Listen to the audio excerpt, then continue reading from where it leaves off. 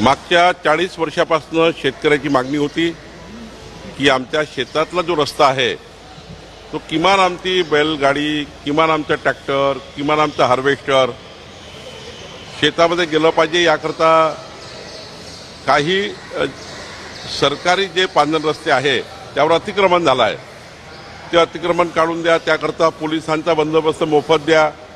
त्याकरता मोजणीसाठी पैसे आम्हाला लागतात ते घेऊ नका।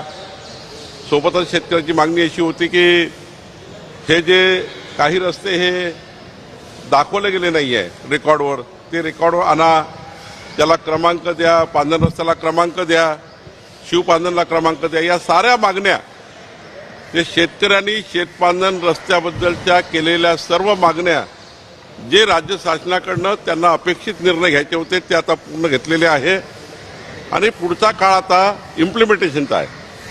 आता आमचे तहसीलदार, आमचे कलेक्टर, भूमी अभिलेख हे जे खाते आहेत, या खात्याच्या माध्यमातून संपूर्ण शासन निर्णयाचा आम्हाला आता अंमलबजावणी करायची आहे आणि मला विश्वास आहे की आमचे महाराष्ट्रातले सर्व लोकप्रतिनिधी, सर्व आमदार आपापल्या भागातल्या प्रशासनाशी बसून हे सर्व निर्णय इम्प्लिमेंट करून घेतील, या निर्णयाप्रमाणे काम करून घेतील। जसं मी अभिमानाने सांगतो की औस्याचे आमदार अभिमन्यू पवार यांनी यामध्ये खूप चांगलं काम केलं, अनेक आमदारांनी चांगलं काम केलं आहे।